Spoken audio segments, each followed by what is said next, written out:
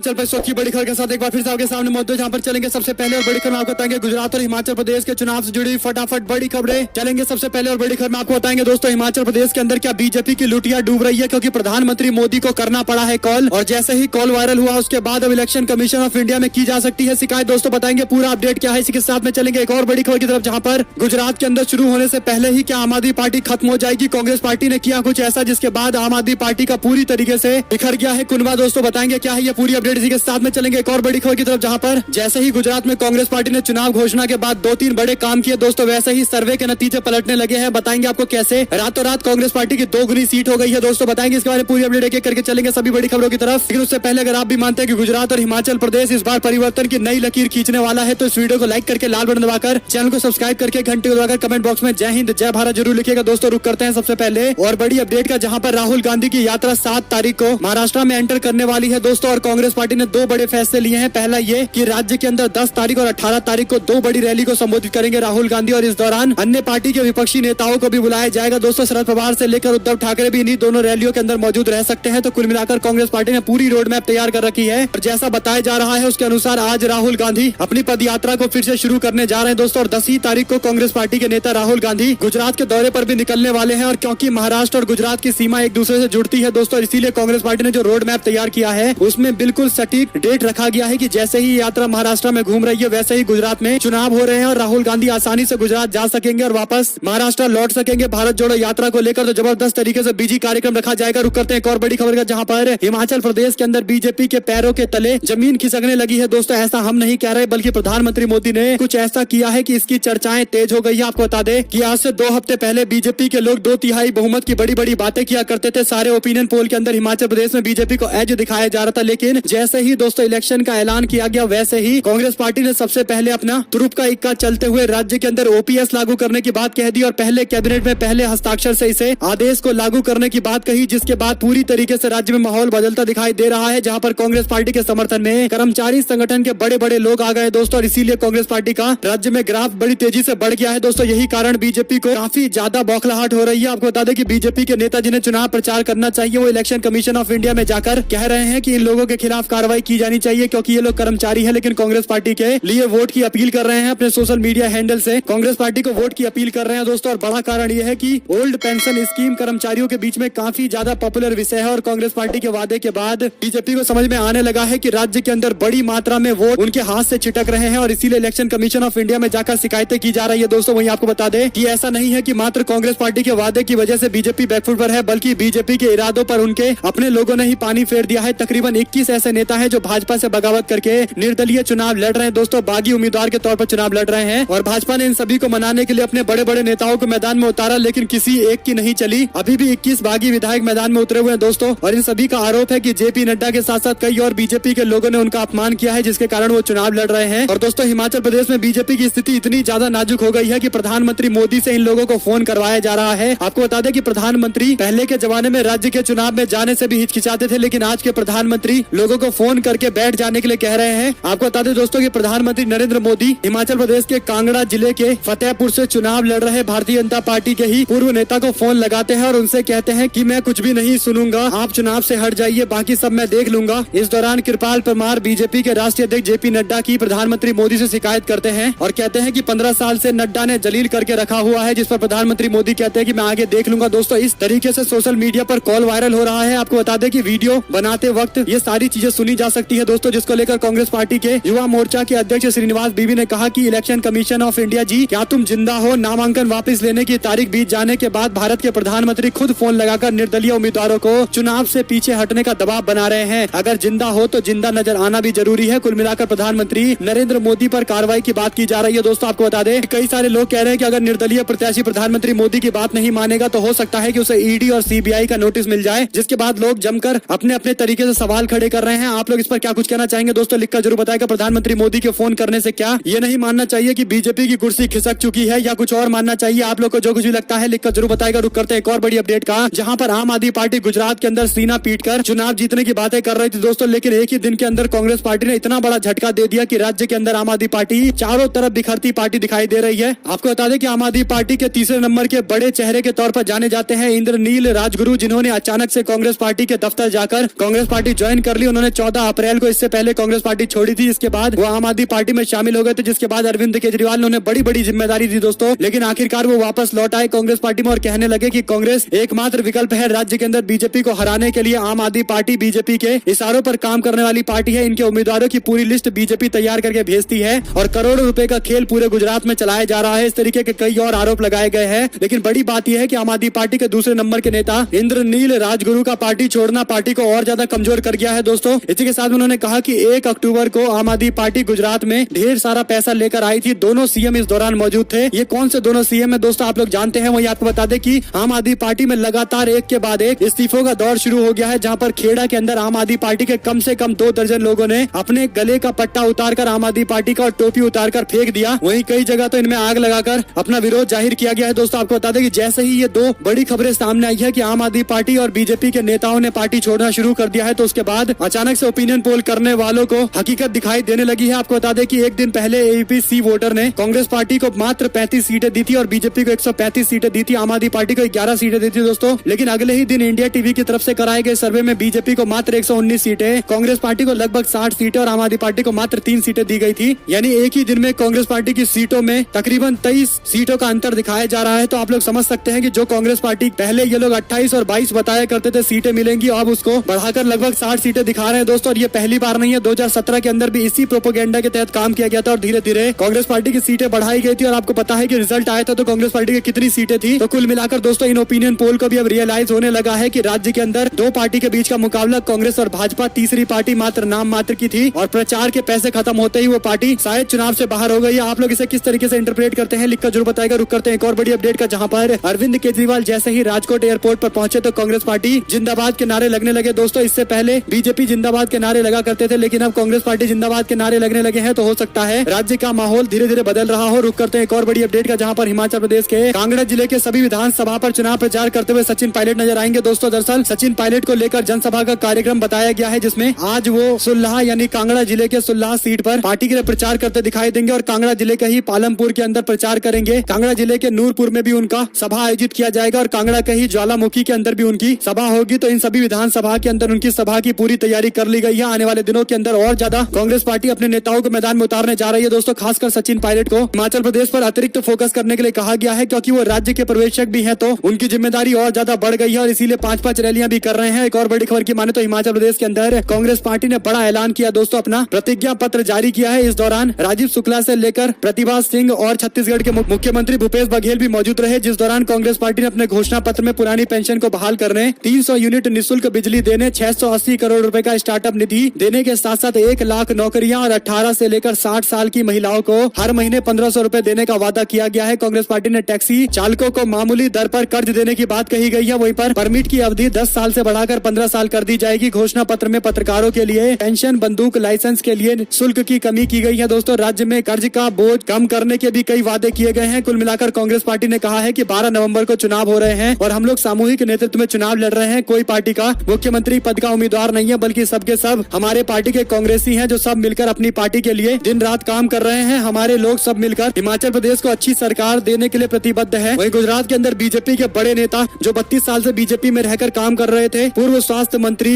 जयनारायण व्यास ने अपना इस्तीफा देते हुए बीजेपी पर गंभीर आरोप लगाए हैं। वहीं आपको बता दें कि भारतीय जनता पार्टी के लिए कांग्रेस पार्टी की सैटेलाइट प्रचार काफी ज्यादा मुश्किलें खड़ी कर रही है दोस्तों। कांग्रेस पार्टी ने फैसला ले रखा है कि छोटे छोटे नुक्कड़ सभाएं और रैली के माध्यम से लोगों को जोड़ा जाएगा। हर पार्टी के कार्यकर्ताओं को इसके लिए एक्टिव किया गया है और जमीनी स्तर पर कांग्रेस पार्टी से जुड़ी हुई एक के बाद एक सैकड़ों तस्वीरें आती रहती है दोस्तों उनके प्रचार को लेकर। और बीजेपी नेताओं की यही टेंशन बढ़ा रही है, क्योंकि बीजेपी के नेताओं को लगता है कि कांग्रेस पार्टी के सैटेलाइट प्रचार के कारण भाजपा के लोगों को असलियत में कांग्रेस पार्टी के प्रचार का जोर दिखाई नहीं दे रहा है, जिसके कारण वो लोग बिना उत्साह के काम कर रहे हैं। यानी भाजपा के लोग मान चुके हैं कि उनकी सरकार बनने जा रही है और इसीलिए वो लोग शांत होकर बैठ चुके हैं। लेकिन कांग्रेसी कार्यकर्ता अपने स्तर पर नुक्कड़ सभाएं करके और ज्यादा जोर लगा रहे हैं दोस्तों। तो राज्य के अंदर परिवर्तन की जोरदार लहर कहीं न कहीं एक बड़े बवंडर में बदल सकती है और कांग्रेस पार्टी की सैटेलाइट प्रचार नीति काफी कारगर हो सकती है। प्रधानमंत्री मोदी ने भी माइक्रो मैनेजमेंट वाला बयान देकर कांग्रेस पार्टी के इसी मैनेजमेंट को लेकर बीजेपी को सचेत रहने के लिए कहा था। वहीं आपको बता दें कि देश भर के अंदर 6 राज्यों के अंदर 7 विधानसभा सीटों पर उपचुनाव हुए थे दोस्तों, जिसके रिजल्ट घोषित किए जाएंगे। और इसको लेकर जो चर्चाएं चल रही है कि आदमपुर विधानसभा चुनाव में देखना होगा कि कांग्रेस पार्टी अपनी वापसी कर पाती है या नहीं कर पाती, क्योंकि हरियाणा के अंदर काफी क्लोज कॉन्टेस्ट हो रहा है दोस्तों। और क्योंकि कांग्रेस पार्टी और बीजेपी के बीच में सीटों का अंतर भी काफी कम है, तो 1-2 सीटों से भी काफी फर्क पड़ेगा। पड़ेगा दोस्तों, और इसीलिए देखते हैं आदमपुर में किसकी जीत होती है। हालांकि हम इस पर यह प्रेडिक्शन करते हैं कि बीजेपी को थोड़ा एज मिल सकता है, लेकिन क्लोज कॉन्टेस्ट होगा। कांग्रेस यहाँ उलटफेर भी कर सकती है और मुन्नूगोड़े विधानसभा को लेकर यह दावा किया जा रहा है कि टीआरएस पार्टी को एज है, जबकि महाविकास अघाड़ी गठबंधन की पार्टी शिवसेना को अंधेरी ईस्ट में आसानी से चुनाव में जीत मिल जाएगा। वहीं पर बिहार के महागठबंधन को मोकामा की सीट मिल सकती है, जबकि गोपालगंज में बीजेपी को एज बताया जा रहा है, लेकिन यहाँ भी क्लोज कॉन्टेस्ट की बात की जा रही है। वहीं पर उत्तर प्रदेश के गोला गोकरनाथ सीट पर बीजेपी को एज बताया जा रहा है, लेकिन मुकाबला यहाँ भी कड़ा होगा। और धामनगर सीट जहाँ पर बीजेडी यानी बीजू जनता दल को अच्छा खासा एज मिल रहा है दोस्तों, उड़ीसा की ये सीट उनके खाते में जा सकती है। तो ये प्रेडिक्शन है, देखते हैं अंतिम रिजल्ट क्या निकल कर सामने आता है। रुक करते हैं एक और बड़ी अपडेट का, जहाँ पर कांग्रेस पार्टी ने अपने 43 उम्मीदवारों की लिस्ट गुजरात के चुनाव के मद्देनजर जारी कर दी है, जिसके कारण कांग्रेस पार्टी के कई ऐसे सीटों पर उम्मीदवार है दोस्तों जो सुर्खियां बटोर रहे हैं। कांग्रेस पार्टी ने नाथा भाई ओडेड्रा को कुटियाना सीट से विधानसभा चुनाव में उतारा है, जो अपनी साइकिल पर चलकर लोगों के बीच में जाकर वोट की अपील कर रहे हैं। उनका वीडियो सोशल मीडिया पर काफी ज्यादा लोगों के बीच में चर्चा का विषय बना हुआ है। रुक करते हैं एक और बड़ी अपडेट का, जिसमें दोस्तों पत्रकार कहे जाने वाले दीपक चौरसिया को झूठी खबर चलाने के मामले में वारंट का सामना करना पड़ रहा है, यानी उनके खिलाफ वारंट जारी किया गया है। रुक करते हैं एक और बड़ी अपडेट का, जिसमें गुजरात के चुनाव से पहले नेहा राठौर एक बार फिर से नए गाने के साथ आई है। उन्होंने पूछा कि गुजरात में काबा प्रधानमंत्री मोदी की जनसभा को लेकर जमकर तंज कसा है दोस्तों, और खासकर पुल वाले हादसे को लेकर भी उन्होंने जिक्र करते हुए एक बार फिर से माहौल बनाने की बात शुरू कर दी है। आपको बता दें कि इससे पहले उनका बिहार में काबा और उत्तर प्रदेश में काबा काफी ज्यादा वायरल हुआ था, और इसमें लोगों का अच्छा खासा रिस्पांस भी देखने को मिला था। देखते हैं गुजरात के अंदर किस तरीके का रिस्पांस मिलता है। वहीं पर लाहौल स्पीति के अंदर कांग्रेस पार्टी को बड़ी सफलता मिली है दोस्तों। लाहौल स्पीति में विधानसभा चुनाव के मद्देनजर कांग्रेस पार्टी का कुनबा लगातार बढ़ता जा रहा है, जहां पर 1 दर्जन से ज्यादा लोगों ने कांग्रेस पार्टी का दामन थामा है। कांग्रेस पार्टी के प्रत्याशी रवि कुमार ठाकुर की मौजूदगी में सभी लोगों ने विधिवत तरीके से कांग्रेस पार्टी की सदस्यता ग्रहण कर ली है दोस्तों। भाजपा की जन विरोधी नीति के खिलाफ अपनी आवाज को बुलंद करने की बात ये लोगों ने कही है दोस्तों। वहीं पर हिमाचल प्रदेश के अंदर प्रधानमंत्री मोदी रैली करने पहुंचे थे, लेकिन प्रधानमंत्री मोदी के भाषण को अगर आप लोग सुनेंगे तो साफ तौर पर बागियों की टेंशन बीजेपी के बड़े नेताओं को सताने लगी है। प्रधानमंत्री मोदी ने रैली में कहा कि आप लोग कमल के निशान पर वोट करिए, अगर फूल का बटन दबाएंगे तो मुझे वोट मिलेगा, मैं मजबूत होऊंगा। एक तरीके से उन्होंने इंडिकेशन दिया है कि फूल के सिवा अगर बीजेपी का नेता किसी और सिंबल पर चुनाव लड़ रहा है तो उसको वोट मत दीजिए। लेकिन बीजेपी के नेताओं की चिंता साफ तौर पर दिखा रही है कि हिमाचल प्रदेश इस बार कुछ बड़ा खेला करने के मूड में है। और एक और बड़ी अपडेट की माने तो प्रधानमंत्री नरेंद्र मोदी बाबाओं के दरबार पर जाने लगे हैं दोस्तों। कहीं न कहीं बीजेपी को फायदा पहुंचाना इसके पीछे एक बड़ी रणनीति हो सकती है। आपको बता दें कि हितों को साधने की राजनीति करते हुए बीजेपी भी अब डेरों की शरणों में पहुंच गई है। इसकी बानगी जब देखने को मिली जब प्रधानमंत्री नरेंद्र मोदी हिमाचल प्रदेश के मंडी में चुनावी रैली को संबोधित करने के पहले पंजाब के राधा स्वामी सत्संग ब्यास के डेरे पर पहुंचे। वहीं डेरे में प्रधानमंत्री नरेंद्र मोदी के पहुंचने के कई मायने हैं। सबसे पहला मायना तो यही है कि हिमाचल प्रदेश में चुनाव हो रहा है, प्रधानमंत्री मोदी चुनावी कार्यक्रम में गए थे और इसीलिए डेरे में गए हैं दोस्तों। तो कहीं न कहीं वोटरों को साधने का भी प्रयास किया जा रहा है। आप लोग इसे किस तरीके से देखते हैं लिखकर जरूर बताएगा। रुक करते हैं एक और बड़ी खबर का, जिसमें गुजरात का मॉडल टॉप पर है 54% कमीशन के साथ। पप्पू यादव ने मोरबी हादसे को लेकर बीजेपी पर तंज कसते हुए निशाना साधा है। वहीं आपको बता दें कि जेल से सुकांश का आरोप, कहा केजरीवाल महाठग है, कहा मुझे राज्यसभा की सीट के बदले में 50 करोड़ रुपए देने के लिए कहा गया था। कुल मिलाकर दोस्तों अरविंद केजरीवाल और उनकी पार्टी के लिए सुकेश कहीं न कहीं एक ऐसा व्यक्ति है जो अब धीरे धीरे पूरी तरीके से पोल खोल रहा है दोस्तों। आम आदमी पार्टी के लोग तमाम तरीके के बयान दे लेकिन ऐसे कैसे खुलासे हो रहे हैं जिसके सभी के जवाब आम आदमी पार्टी के नेताओं के पास नहीं है, केवल पॉलिटिकल रिटोरिक देकर बचने की कोशिश कर रहे हैं। अभी की स्थिति में आम आदमी पार्टी बुरी तरीके से फंसी हुई है। वहीं आपको बता दें कि मध्य प्रदेश के मुख्यमंत्री शिवराज सिंह चौहान से मुलाकात करने के लिए कमलनाथ पहुंचे। उन्होंने बिजली, पानी और अन्य व्यवस्था करने की मांग की है दोस्तों। राहुल गांधी 13 दिनों के लिए मध्य प्रदेश आने वाले हैं और इसकी तैयारी में कांग्रेस पार्टी के बड़े लोग जुट गए हैं। 20 नवंबर को राहुल गांधी की ये यात्रा मध्य प्रदेश में प्रवेश लेने वाली है। इसकी तैयारी प्रदेश कांग्रेस के जिम्मे है और इसीलिए प्रदेश कांग्रेस के नेताओं ने शनिवार को कमलनाथ के नेतृत्व में मुख्यमंत्री शिवराज सिंह चौहान से मुलाकात की है। उनसे बिजली, सुरक्षा, पानी, साफ सफाई का व्यवस्था कराने के लिए कहा गया है। 20 मिनट तक चली इस बातचीत के दौरान इन्हीं सब बातों पर चर्चा की गई है दोस्तों। साथ में और भी दिग्गज नेता मौजूद थे। वहीं आपको बता दें कि चंबा के अंदर प्रतिभा सिंह का पैदल शो,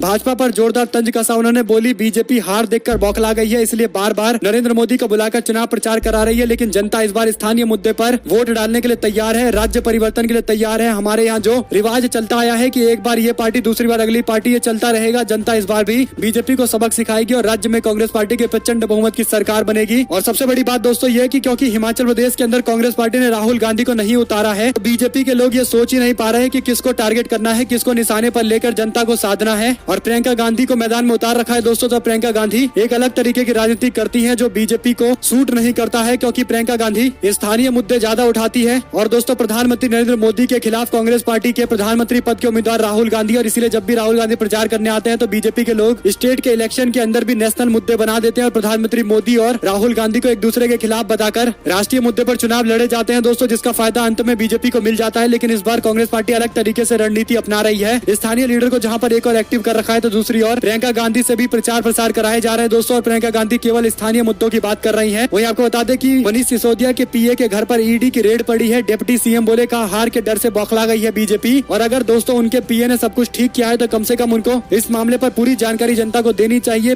पॉलिटिकल रिटोरिक करने से कुछ होगा नहीं। वहीं पर ओरवा कंपनी अगर तेजस्वी यादव या अखिलेश यादव के करीबी होती, तो अब तक मीडिया बुलडोजर लेकर वहां पहुंच जाता। रवीश कुमार ने जोरदार तरीके से देश की गोदी मीडिया और सरकारों के रवैये पर सवाल खड़ा किया है। आपको बता दें कि गुजरात के मोरबी पुल हादसे मामले को लेकर एक और बड़ा खुलासा हुआ है, जिसमें ओरेवा कंपनी के मेंटेनेंस का ठेका सही से नहीं हो पाया। उसने 6% अमाउंट खर्च किया था, यानी 94% अमाउंट का घोटाला हो गया। जांच में पता चला कि 2 करोड़ की राशि मुहैया कराई गई थी, मगर इस कंपनी ने मरम्मत के लिए मात्र 12 लाख रुपए खर्च किए। इतने बड़े और घातक घोटाले पर खुलासा होने के बावजूद मीडिया की चुप्पी हैरान करने वाली है। साफ पता चल रहा है कि गुजरात की भाजपा सरकार और कंपनी के मालिक के बीच में कुछ ऐसा है जिसे मीडिया दिखाना नहीं चाहती है। आगे रवीश कुमार कहते हैं दोस्तों कि मोरबी के पुल हादसे में 140 लोग मर गए। ये खबर घोटाले को भी उजागर करती है। फिर भी जयसुख पटेल के खिलाफ कार्रवाई नहीं की गई। उन्होंने आगे लिखा कि इसके दोषी तेजस्वी और अखिलेश यादव है। अगर दोनों ने जयसुख पटेल को अपना करीबी घोषित कर दिया होता, तो गोदी मीडिया ईडी और बुलडोजर लेकर तुरंत पहुंच चुका होता। कुल मिलाकर दोस्तों भ्रष्टाचार का ये मामला किस तरीके से दबाया गया है, आप लोग जानते ही हैं। और एक और बड़ी खबर की माने तो बीजेपी के नेता प्रवीण नेटारू हत्याकांड मामले को लेकर जोरदार बवाल कर्नाटका में हुआ था। उसके बाद ये बड़ी खबर आई है, जहां पर पीएफआई के 3 कार्यकर्ताओं को गिरफ्तार किया गया है। साथ साथ पूर्व बीएसपी के एमएलए के खिलाफ आयकर विभाग का बड़ा एक्शन। मीट कंपनी के साथ साथ कई जगह पर छापेमारी की गई है दोस्तों। इनकम टैक्स की उत्तर प्रदेश के अंदर बड़ी कार्रवाई। ताजा जानकारी के मुताबिक देश के दूसरे सबसे बड़े मीट निर्यात करने वाली कंपनी के खिलाफ आईटी विभाग ने कार्रवाई की है। आगरा में बीएसपी के पूर्व विधायक और मीट कारोबारी जुल्फिकार अहमद भुट्टो के यहाँ छापेमारी की गई है। इनकम टैक्स के सूत्रों के मुताबिक करोड़ों रुपए की टैक्स के चोरी का ये मामला है। वहीं पर पॉल्यूशन पर शुरू हो गई पॉलिटिक्स। बीजेपी ने केजरीवाल की तुलना हिटलर से कर दी है। वही दोस्तों तमिलनाडु के अंदर संघ की रैली पर हाईकोर्ट की शर्तों के बाद आरएसएस ने रद्द कर दिया कार्यक्रम और कोर्ट के आदेश को आगे चैलेंज करने वाली है आरएसएस। दोस्तों देखते हैं किस तरीके का चैलेंज किया जाता है। वहीं पर गुजरात चुनाव के मद्देनजर 10 लाख रुपए की शराब पकड़ी गई है दोस्तों। प्याज की आड़ में सीकर से पिकअप में जा रही थी ये शराब। ड्राइवर गिरफ्तार कर लिया गया है। वहीं पर भाजपा नेताओं ने साफ सड़क पर कचरा डालकर फिर झाड़ू लगाकर स्वच्छता का संदेश दिया है। मामला मध्य प्रदेश के श्योपुर जिले का है, जहां पर मध्य प्रदेश के स्थापना दिवस 1 नवंबर को स्थानीय भाजपा के नेताओं ने एक सफाई अभियान का आयोजन किया। एक मीडिया रिपोर्ट के मुताबिक भाजपा के नेताओं ने इसके लिए पहले नगर पालिका के अधिकारियों और कर्मचारियों को उक्त स्थान पर आकर कचरा फैलाने के लिए कहा और उसके बाद फोटो खिंचवाने के लिए कैमरामैन को बुलाया और झाड़ू लगाते हुए अपनी फोटो खिंचवाई है दोस्तों। वहीं पर वंदे भारत ट्रेन के मवेशियों के टकराने के बाद आरपीएफ ने सरपंचों को नोटिस भेजना शुरू कर दिया है। रेलवे सुरक्षा बल ने महाराष्ट्र के पालघर में रेल मार्ग से लगे गाँव के सरपंचों को नोटिस जारी किया है। उनसे पटरी पर आवारा पशुओं को न भेजने के लिए कहा गया है। नोटिस में चेतावनी दी गई है कि यदि कोई मवेशी मालिक लापरवाही बरता पाया गया तो उसके खिलाफ कानूनी कार्रवाई की जाएगी। सांसद गुजरात के दौरे पर पहुंचे कांग्रेस पार्टी के राष्ट्रीय अध्यक्ष मल्लिकार्जुन खड़गे ने बयान दिया दोस्तों। उन्होंने कहा कि अब क्यों नहीं लगाते Modi ji make in India और स्किल इंडिया के नारे, कहाँ हैं 8 साल की 16 करोड़ नौकरियां, हम अभी तक वेट कर रहे हैं प्रधानमंत्री मोदी को पुराना वादा याद दिलाने के लिए। उन्होंने ये बयान दिया है दोस्तों। कुल मिलाकर भारतीय जनता पार्टी पर जोरदार निशाना साधते हुए कांग्रेस पार्टी के राष्ट्रीय अध्यक्ष दिखाई दे रहे हैं और यही बड़ा कारण है कि बीजेपी के लोग मल्लिकार्जुन खड़गे के द्वारा उठाए जा रहे सवालों पर कोई जवाब नहीं दे पा रहे। लेकिन मीडिया के अंदर हेडलाइंस ये बन रहा है और यही बड़ी बात है कि कांग्रेस पार्टी ने नया राष्ट्रीय अध्यक्ष चुनकर बीजेपी को बैकफुट पर ढकेल दिया है, क्योंकि उनके द्वारा कहे जा रहे हर बात को मीडिया दिखा रही है और एक तरीके से जनता में मैसेज भी जा रहा है और बीजेपी को जवाब भी देना पड़ रहा है। वहीं पर कैलाश मानसरोवर और पाकिस्तान ऑक्यूपाइड कश्मीर की वापसी के लिए रोज सुबह उठकर प्रार्थना करे। आरएसएस के नेता इंद्रेश कुमार ने अपील की है दोस्तों, जबकि उनको अपनी सरकार यानी उनके समर्थन वाली सरकार से जाकर कहना चाहिए कि आपने पीओके और कैलाश मानसरोवर को लेकर जो वादे किए तो उन्हें डिलीवर करने का समय आ गया है। 8 साल से आपकी सरकार चल रही है। राजनाथ सिंह हिमाचल प्रदेश में जाकर कहते हैं कि पीओके वापस आएगा, लेकिन कब आएगा इसकी डेट नहीं देते। और आरएसएस से जुड़े हुए लोग सुबह उठकर प्रार्थना करने के लिए कह रहे हैं दोस्तों। प्रार्थना से हमें ऐसा लगता नहीं है कि पीओके आएगा, बल्कि उसके लिए सरकार को एक्शन लेना पड़ेगा। आप लोग इस पर क्या कुछ कहना चाहेंगे, लिखकर जरूर बताएगा। रुक करते हैं एक और बड़ी अपडेट का, जहां पर कर्नाटका के अंदर बीजेपी के नेता भतीजे की मौत मामले को लेकर पुलिस के रवैये पर सवाल खड़े करते दिखाई दिए। बीजेपी के एमएलए एमपी रेणुकाचार्य ने शनिवार को भतीजे चंद्रशेखर की मौत को लेकर पुलिस विभाग से जांच में लापरवाही बरतने का आरोप लगाया है और कई सारे और भी सवाल उन्होंने खड़े किए हैं। यानी एमएलए जी अपनी ही सरकार के पुलिस से परेशान है, तो आप लोग समझ सकते हैं कि राज्य की जनता का क्या ही हाल होगा। वहीं पर बीजेपी केरल की तरफ से एक ऐसा ट्वीट किया गया दोस्तों जो अब काफी हास्यास्पद हो गया है। यानी लोग काफी ज्यादा हंस रहे हैं ये देखकर कि केरल बीजेपी के लोग दिल्ली और केरला के हवा को कंपेयर कर रहे हैं। दिल्ली में माना कि अरविंद केजरीवाल की सरकार है और वहाँ पर पॉल्यूशन है, तो आम आदमी पार्टी पर निशाना साधने के लिए केरल बीजेपी ने दिल्ली की तस्वीर दी है। लेकिन दूसरी ओर केरल का वातावरण वातावरण दिखाया गया दोस्तों जो पूरी तरीके से साफ है। तो लोग इस पर काफी ज्यादा हंस रहे हैं और पूछ रहे हैं कि केरल के अंदर तो लेफ्ट पार्टी की सरकार है, बीजेपी खुद कैसे क्रेडिट ले रही है। यानी भाजपा केरल के लोग दिल्ली और केरल की हवा को कंपेयर करके केजरीवाल मॉडल को फेल बता रहे हैं दोस्तों, लेकिन इस फेल बताने के चक्कर में अपनी ही हंसी बनवा ले रहे हैं। आप लोग इस पर क्या कुछ कहना चाहेंगे लिखकर जरूर बताएगा। रुक करते हैं एक और बड़ी अपडेट का, जिसमें आंध्र प्रदेश के अंदर एनटीआर जिले में चंद्रबाबू नायडू के काफिले पर पथराव हुआ है। टीडीपी प्रमुख का मुख्य सुरक्षा अधिकारी घायल हो गया दोस्तों। इस मामले पर अब राजनीति भी तेज हो गई है। अगर आप लोग को एक भी खबर अच्छी लगी हो तो इस वीडियो को लाइक करके लाल बटन को दबाकर चैनल को सब्सक्राइब करके घंटी को दबाकर दोस्तों कमेंट बॉक्स में अपनी राय जरूर लिखकर बताएगा। वहीं आपको बता दें कि प्रधानमंत्री मोदी ने जिस हिमाचल प्रदेश के कांगड़ा जिले के फतेहपुर असेंबली सीट पर चुनाव लड़ रहे व्यक्ति को फोन किया था, उस सीट पर 2021 के उपचुनाव में कांग्रेस पार्टी उम्मीदवार ने लगभग 6000 वोटों से चुनाव जीत लिया था। और इस दौरान दोस्तों इंडिपेंडेंट लड़े राजन सुशांत ने